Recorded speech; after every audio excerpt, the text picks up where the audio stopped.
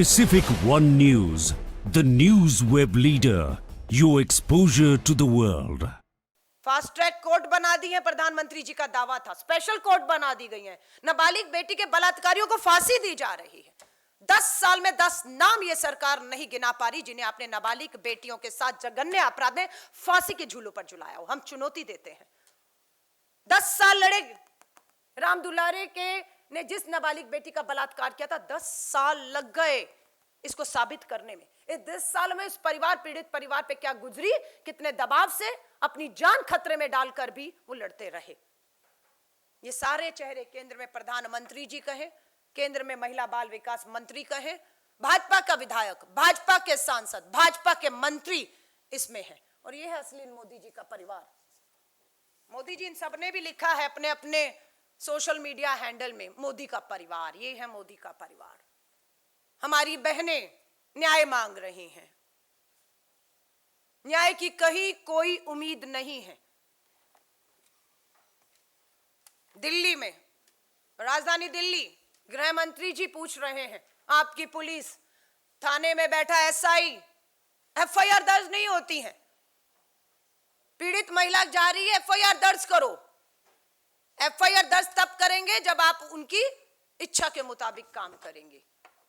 थाने में बैठा एसआई और एसएचओ भी शिकायत दर्ज करने के बदले में, एवज में ये कर रहा है सेक्सुअल, यौन उत्पीड़न और अत्याचार। पौंडीचेरी,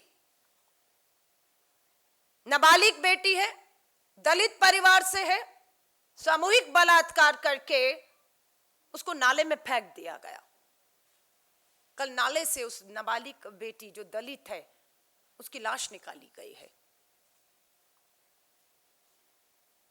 किसकी सरकार है पौंडीचेरी में? क्या देश के प्रधानमंत्री को अपनी इन सारी सरकारों में जघन्य अपराध बेटियों के लिए हो रहे हैं उस पर बोलना चाहिए या चुप रहना चाहिए? मैं चुनौती देती हूं इन्हें। स्मृति ईरानी जी, जारी करिए अपनी अपनी यात्राओं का। चुनौती देती हूं। 10 साल से आप मंत्री हैं केंद्र में। आपकी महिला आयोग की अध्यक्ष से पूछना चाहते हैं, देश जानना चाहता है कि आप पिछले 1-2 महीने में किन राज्यों के दौरों पर गई, किन पीड़ितों से आप मिली, कितनों को आपने न्याय दिलाया है। आज चुनौती देकर भाजपा को कह रही हूं, तीनों महिलाएं, भाजपा महिला मोर्चा की अध्यक्ष हो, भाजपा के राज्य में महिला बाल विकास देश की मंत्री हो या महिला आयोग के अध्यक्ष से कहते हैं बताइए। लेकिन चुप और खामोशी की वजह यह है कि अधिकतर राज्यों में भाजपा की डबल इंजन की सरकार है, इसलिए चुप है। इसलिए चुप है क्योंकि अपराधी को या तो सत्ता का संरक्षण प्राप्त है और या अपराधी, बेटियों के दोषी, सत्ता के भागीदारी है। यह कारण है कि खोखले नारे सुन सुनकर बेटी बचाओ की हकीकत यह हो गई कि अब बेटियों के दोषियों को बचाने का काम पिछले 10 साल में हुआ है। हम इन्हीं चीजों को लेकर देश की महामहिम राष्ट्रपति जी से, जो खुद स्वयं आदिवासी समाज से आने वाली एक महिला है, उनसे भी गुहार लगाते हैं कि आप जब कल अंतर्राष्ट्रीय महिला दिवस पर महिलाओं को बुलाकर सम्मानित करेंगी, जश्न मनाएंगी, तस्वीरें होंगी, हम उनसे और प्रधानमंत्री जी से निवेदन करना चाहते हैं, बुलाइए उन पीड़ित बेटियों को, कम से कम उन नाबालिग बेटियों को मिलिए, उन बच्चियों को मिलिए, उनके परिवारों को मिलिए और उन्हें इस अंतर्राष्ट्रीय महिला दिवस पर बुलाकर विश्वास दिलाइए कि उनके सभी के मामले fast track court, special court में चलते हुए दोषी जो भी खासतौर से पोक्सो कानून के तहत नाबालिग बेटियों के खिलाफ जो अपराध में दोषी करार दिए जाएंगे, उन्हें फांसी की सजाओं पर झुलाया जाएगा। हम उनसे मांग करते हैं, उम्मीद करते हैं कि वो ऐसा करेंगे।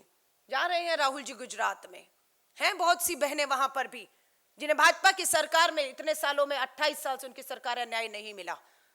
और उसी तरह जैसे दिल्ली में भी दिल्ली पुलिस राहुल जी के घर नोटिस लेकर गई थी कि राहुल गांधी जी, आपने भारत जोड़ो यात्रा की और उस यात्रा में आपने राहुल जी कहा कि आपसे बलात्कार, यौन उत्पीड़न और शोषित पीड़ित बेटियां, बहनें मिली हैं, वो न्याय मांग रही हैं।